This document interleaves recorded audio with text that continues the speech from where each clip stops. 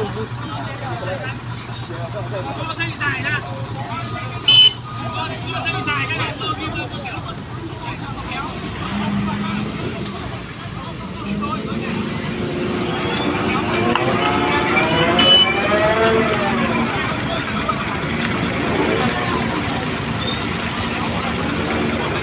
con cua đâu?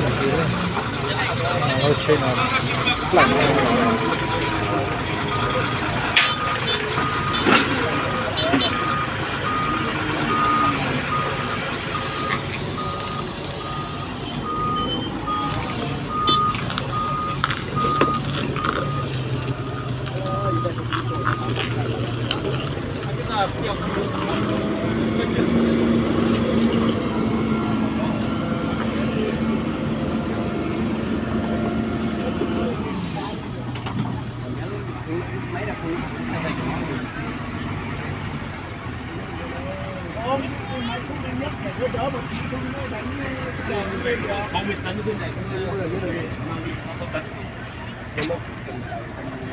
Mấy lần rồi cánh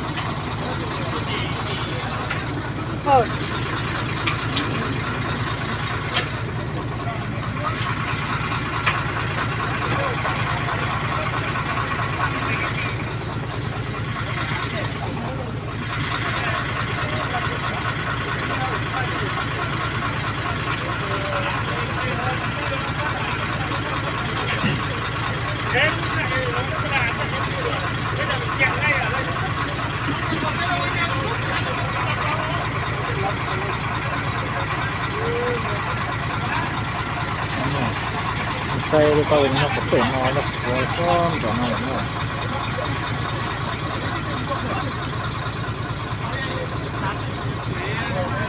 Thì sau đó nó tru nó ta sẽ có tru trả xây dựng trả nó.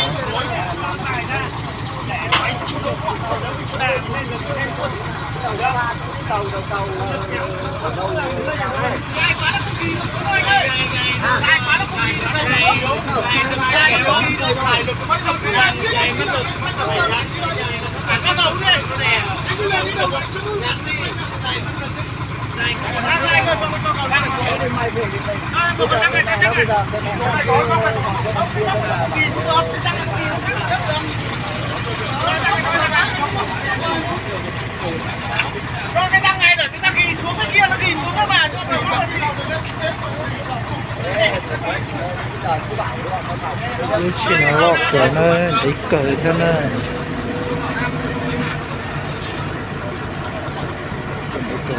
Có chuyện cần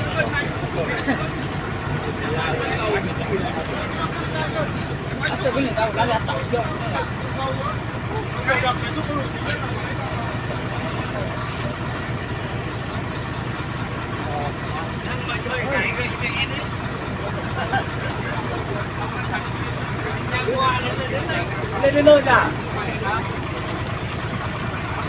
đây nói thế này đây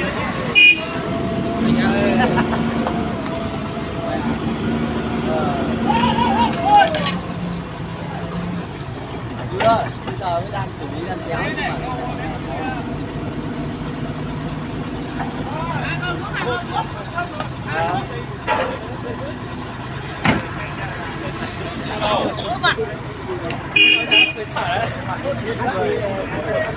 Đưa lại đi.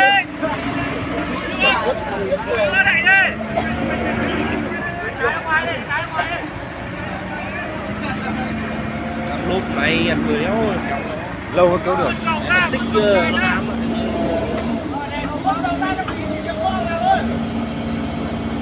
Máy này sao kéo nổi xe kia nhỉ? đâu kia đéo thấy ra không bao giờ ra được cái này lật mẹ cái bô cái ngay mà đứt xích ngay đứt xích ngay nó xuống rồi đấy, nó cắt không có chỗ phanh rồi. Cái xích đó sao mà ăn thua? Này dây buộc dây cắt kìa. Dây cắt nó mới ăn thua chứ, dây cắt là cho nó dây to.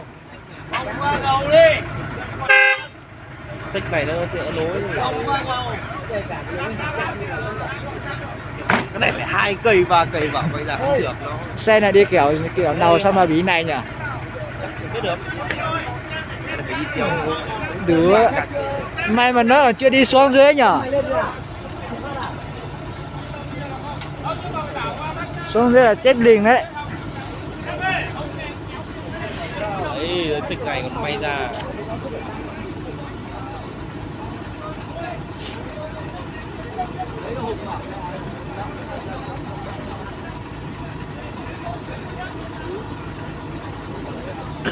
Xe này trôn xe không này chở hàng ta? Xe đống gạch trên đây. Không gầy hả? Đầy gạch. Mấy chục tấn mà xe này có mấy tấn sao mà kéo nổi nhỉ?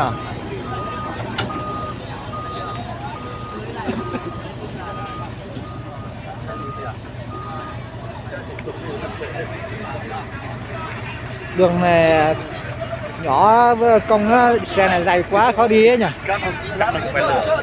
Số nữa.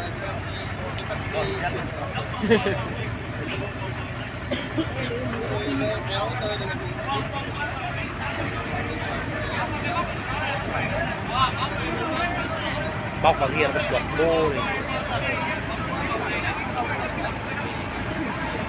Bóc qua bên dưới dầu quay ra.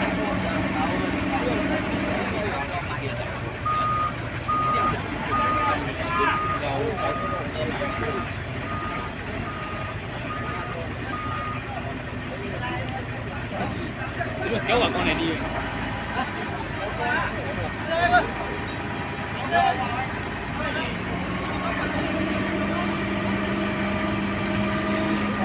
Bác tay này bị sâu rồi xe bị lầy vậy đó.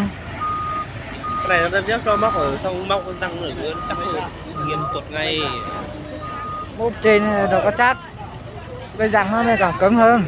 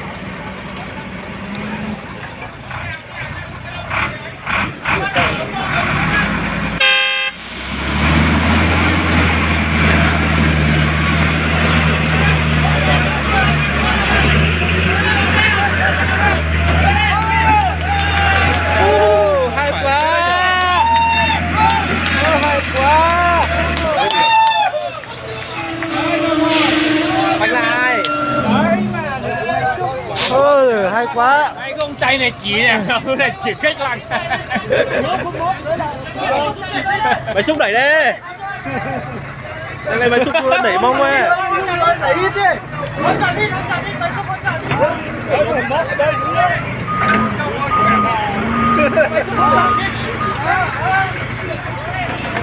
Mày cứ nói chẳng đi nha.